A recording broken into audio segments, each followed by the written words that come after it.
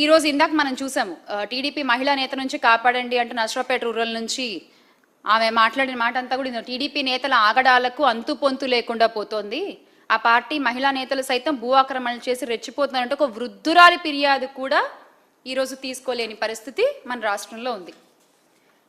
అలాగే సౌమ్య గారు అయితే ఏకంగా నేను అసలు పోరాడలేకపోతున్నాను వీళ్ళతోటి, నా వల్ల కావట్లేదు, ఈ ఎమ్మెల్యేతో నేను పోరాడలేను అంటూ ఆమె ఇచ్చినటువంటి స్టేట్మెంట్ చూడొచ్చు మీరు.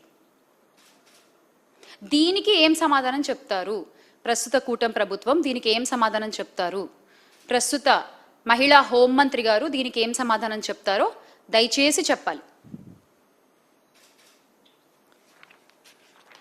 ఇంకొకటి అంటే అప్పుడెప్పుడో బాలకృష్ణ గారు ఒక మాట అన్నారు, ఆడవాళ్ళు కనిపిస్తే ముద్దైనా పెట్టాలి, తల్లిని అన్నా చేయాలని. నేను ఇంకా చాలా పాలిష్డ్గా చెప్తున్నాను ఆ మాటని. తల్లిని అన్నా చేయాలి అంటూ ఆయన మాట్లాడిన మాటల్ని కూటమి నేతలు చాలా సీరియస్గా తీసుకున్నట్టున్నారు. ప్రతి ఒక్కళ్ళు ఈ రోజున అధికారంలోకి వచ్చిన దగ్గర నుంచి అదే పనిలో ఉన్నారు. ఎస్, అందుకు ప్రూఫ్ ఇగో ఇంకొకటి. టీడీపీ ఎమ్మెల్యేల లీలలు, ముద్దుల ముచ్చట, అర్ధరాత్రి వీడియో కాల్స్, మాట వినకపోతే బెదిరింపులు బదిలీలు. ఇలా ఉంది ఈ రోజున రాష్ట్రంలో పరిస్థితి. అదే గత ప్రభుత్వంలో తీసుకున్నట్లయితే వైఎస్ జగన్మోహన్ రెడ్డి గారు ముఖ్యమంత్రిగా ఉన్నప్పుడు ఏ ఆడపిల్ల, ఆ ఆడపిల్ల స్కూల్కి వెళ్ళే పిల్లైనా, ఉద్యోగం చేసే మహిళైనా, ప్రభుత్వ ఉద్యోగంలో ఉన్న మహిళైనా, ఇంట్లో వంట చేసుకునే అమ్మైనా, అవ్వైనా సరే ఎవరైనా తన ఫోన్లో ఒక యాప్ ఉంటే, ఒక దిశ యాప్ ఉంటే, ఆ ఫోన్ ఇలా షేక్ చేసినా సరే ఆ కంప్లైంట్ లొకేషన్ అన్నీ వెళ్ళిపోయి ఇమ్మీడియట్గా పోలీసులు వచ్చి యాక్షన్స్ తీసుకునే పరిస్థితి మనం చూసాం. కానీ ఈ రోజున అలాంటి ఒక యాప్పై చంద్రబాబు నాయుడు గారి శాపం పడింది. మొత్తానికి యాప్ని నిర్వీర్యం చేస్తారు.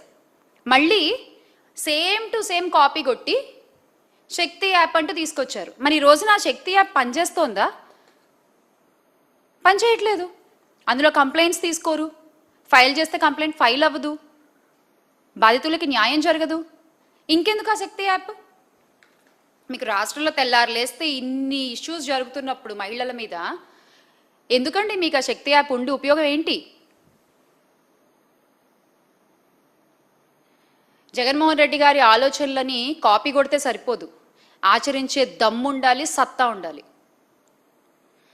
అది లేదు అని పవన్ కళ్యాణ్ గారు స్టేజ్ మీద ఓపెన్గా ఒప్పుకున్నారు ఒక మీటింగ్లో, మా ప్రభుత్వానికి అంత సత్తా లేదు అని. దాని రోజున ఎమ్మెల్యేలు, నాయకులు అందరూ నిజం చేస్తూ వస్తున్నారు. అలాగే డేట్స్తో సహా మాట్లాడుతున్నా నేను. ఈ గత సంవత్సర కాలంలో 22/7/2025 దళిత మహిళ విఓఏపై టీడీపీ నేత లైంగిక వేధింపులు ఎన్టీఆర్ జిల్లా ఇబ్రహీంపట్నం మండలంలో చిలుకూరు గ్రామానికి చెందిన ఆ టీడీపీ గ్రామ కమిటీ అధ్యక్షుడు కాటేపల్లి సుబ్బారావు ఏడాదిగా లైంగిక వేధింపులు చేస్తే భరించలేక ఆ బాధితురాలు నిద్రమాత్రలు మింగితే ఆ తర్వాత ఏడాది తర్వాత ఆ ఇష్యూ బయటకు వచ్చింది. అలాగే 21/7/2025న కేజీబీవీలో సీట్ ఇప్పిస్తానంటూ ఒంటరి మహిళపై లైంగిక వేధింపులు. పాపం భర్త చనిపోయి 2 పిల్లలతో ఆ తల్లి కూలి పనులు చేసుకుంటూ ఆ పెద్ద పిల్లని చదివించుకోవడం కోసం ఆ కేజీబీవీలో సీటు కోసం అడిగితే ఆయన మాట్లాడిన మాటలేంటి? నువ్వు నా దగ్గరికి వస్తేనే నీ పిల్లకి సీట్ దొరుకుతుంది అంట. అంటే భర్త లేని మహిళలకి మీ నాయకులు ఇచ్చేటువంటి రక్షణ ఇది. ఎంత గొప్పగా ఉందో, ఎంత అందంగా ఉందో దయచేసి ఈ కూటమి ప్రభుత్వం గమనించాలి. వారిపై తగిన చర్యలు తీసుకుంటే బాగుంటుంది, ఆ బాధితురాలకు అండగా నిలబడితే బాగుంటుంది. అలాగే 21/7/2025 జాబ్ కోసం కమిట్మెంట్ ఇవ్వాలంటూ టీడీపీ కార్యకర్త సత్సాయి జిల్లా హిందూపురం ప్రభుత్వ ఆసుపత్రిలో పనిచేసిన శానిటేషన్ వర్కర్ని కాల్లో ఏ విధంగా మాట్లాడారో ఆ వీడియో ఎంత వైరల్ అయిందో మనందరం చూసాం. 3/7/2025 యువతిపై టీడీపీ కార్యకర్త లైంగిక దాడి. తిరుపతి జిల్లా నాయుడుపేట పట్టణం అగ్రహారపేట అరుణతి కాలనీకి చెందిన ఒక యువతిపై టీడీపీ కార్యకర్త మొండెం ఉదయ్ లైంగిక దాడికి యత్నించారు. నిద్రిస్తుండగా అమ్మాయి పడుకుంటే లైంగిక దాడి చేసి దాని వీడియోలు చిత్రించి వాటిని సోషల్ మీడియాలో రిలీజ్ చేస్తామంటూ ఆమెను బెదిరించి, అలాగే 1/8/2025 యువతిని మోసం చేసిన కేసులో మచిలీపట్నం టీడీపీ నేత పల్లపాటి సుబ్రహ్మణ్యం తనయుడు అభివన్ను ఎప్పుడు పోలీసులు అరెస్ట్ చేశారో తెలుసా అండి? మచిలీపట్నంలోని మన పేర్ని నాని అన్న వాళ్ళ అబ్బాయి పేర్ని కిట్టు గారు ఒక పెద్ద యాజిటేషన్ చేసి ప్రశ్నిస్తూ రోడ్లెక్కి ఇది అన్యాయం, ఒక మహిళకు మీరు చేసింది తప్పు అని చెప్పి ఆయన గొంతెత్తి అడిగితే అప్పుడు పోలీసులు నిద్రలేచి ఆయన అరెస్ట్ చేశారు. అంటే వైఎస్ఆర్ కాంగ్రెస్ పార్టీ నాయకులు గుర్తు చేస్తే తప్ప, పోరాటాలు చేస్తే తప్ప బాధితులకు ఈ రోజున న్యాయం జరిగే పరిస్థితి లేదు. అలాగే 15/6/2025లో ప్రేమ పేరుతో టీడీపీ ఎమ్మెల్యే వాసు అనుచరుడి మోసం చూసాం మనం రాజమహేంద్రవరంలో. 5/6/2025 దళిత మైనర్ బాలికపై 6 నెలలుగా టీడీపీ కార్యకర్తలు అత్యాచారం చేసిన సంఘటన అయితే అసలు దారుణం. అది వయస్సుతో సంబంధం లేదు.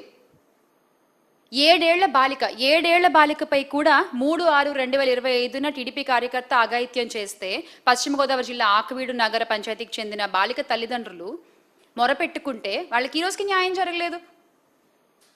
ఏంటి మీరు మహిళలకు ఇచ్చే భద్రత, ఏంటి మీరు మహిళలకు ఇచ్చే రక్షణ మీ కుటుంబ ప్రభుత్వంలో? అలాగే 6/4/2025న పల్నాడు జిల్లాలో అంగన్వాడీ కార్యకర్తకు టీడీపీ నేత లైంగిక వేధింపులు. మేము కమ్మోళ్ళం, నువ్వు మాల్దానివి, ప్రభుత్వం మాది, ఇవి వాళ్ళు మాట్లాడిన మాటలు. నువ్వు మమ్మల్ని ఏం చేయలేవు, నేను అడిగింది నువ్వు చేయాల్సిందే. పచ్చిగా మాట్లాడాలంటే ఇంకా మా కోరికలు నువ్వు తీర్చాల్సిందే. ఇది వాళ్ళు మాట్లాడి ఆమెను బెదిరించిన బెదిరింపులు. ఆమెను కాపాడాలి అన్న విషయం ఆమె ఇంకా సెల్ఫీ వీడియోలు తీసి సోషల్ మీడియాలో రిలీజ్ చేసుకుంటే కానీ చర్యలు తీసుకునేటువంటి పరిస్థితి ఉంది ఆ రోజున. అలాగే 31/6/2024లో మన హోంమంత్రి అనిత గారి ఆవిడ నియోజకవర్గంలో ఆవిడ సొంత ఇలాకాలో జరిగినటువంటి సంఘటన అనకాపల్లి జిల్లా పాయకరావుపేట కోట ఊరట్లలో 2 మహిళలు దుస్తులు చింపి జుట్టు పట్టుకుని ఈడ్చి కొట్టి వరలక్ష్మి, లక్ష్మి అనే మహిళలపై దాష్టికం చేశారు టీడీపీ నాయకులు. అక్కడ దానికి ఏం సమాధానం లేదు. 17/10/2024 టీడీపీ నేతల రాసలీలలు ఆ రాష్ట్ర కార్యదర్శి, టీడీపీ రాష్ట్ర కార్యదర్శి చంద్రబాబు గారి కుప్పం పార్టీ పరిశీలకులు ఖాదర్